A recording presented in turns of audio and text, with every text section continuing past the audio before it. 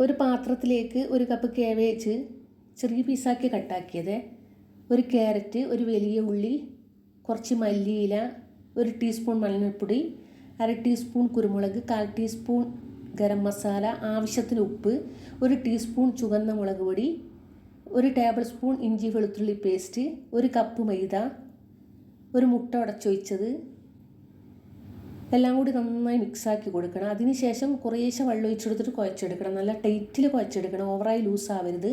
ഇത്രയും മതി. ഇനി ഈ പാത്രത്തിലേക്ക് കുറച്ച് ഗീ സ്പ്രെഡ് ചെയ്ത് കൊടുക്കണം. എല്ലാ ഭാഗത്തും ഒരുപോലെ എത്തണം. ഇനി ഈ മാവിൽ നിന്ന് കുറേശ്ശെ എടുത്തിട്ട് നമുക്കൊന്ന് പരത്തി കൊടുക്കാം. ഒരു 5 മുട്ട പുഴുങ്ങി വെച്ചിട്ടുണ്ട് ഉപ്പിട്ടിട്ട്. കുറേശ്ശെ എടുത്തിട്ട് ഒന്ന് പരത്തി കൊടുക്കണം. അതിൻ്റെ നടുക്ക് മുട്ട വെച്ച് കൊടുക്കണം. മുട്ട കവർ ചെയ്യാത്ത രീതിയിൽ ചുറ്റുമാക്കി കൊടുക്കണം. കുറച്ച് ടൈറ്റിലായിരിക്കണേ ഈ മാവ് കുഴച്ചെടുക്കുന്നത്. എല്ലാ ഭാഗത്തും ഒരുപോലെ എത്തിച്ചിട്ട് കുറച്ച് മുട്ട കാണുന്ന രീതിയിലാക്കി വെക്കണം. ഇതുപോലെ തന്നെ ബാക്കിയെല്ലാം ചെയ്തെടുക്കണം. ഈ ഗീ സ്പ്രെഡ് ചെയ്ത പാത്രത്തിലേക്ക് മൊത്തത്തിൽ അങ്ങ് വെച്ച് കൊടുത്തിട്ടുണ്ട്. ഇനി ഇതിൻ്റെ മുകളിൽ ഒരു മുട്ടയും കുറച്ച് കുരുമുളകും കുറച്ച് ഉപ്പും ഇട്ടിട്ട് മിക്സ് ആക്കിയതാണ്. അത് മുകളിലേക്ക് ആക്കി കൊടുക്കാം. ഒരു കളർ ചേഞ്ചിന് വേണ്ടിയാണ്, വേറെ ഒന്നുമില്ല. വേണമെങ്കിൽ ആക്കി കൊടുത്താൽ മതി. കുറച്ച് ചുവന്ന മുളക് ക്രഷാക്കിയതും കുറച്ച് മല്ലിയിലയും വേണമെങ്കിൽ മുകളിലേക്ക് ഇട്ട് കൊടുക്കാം.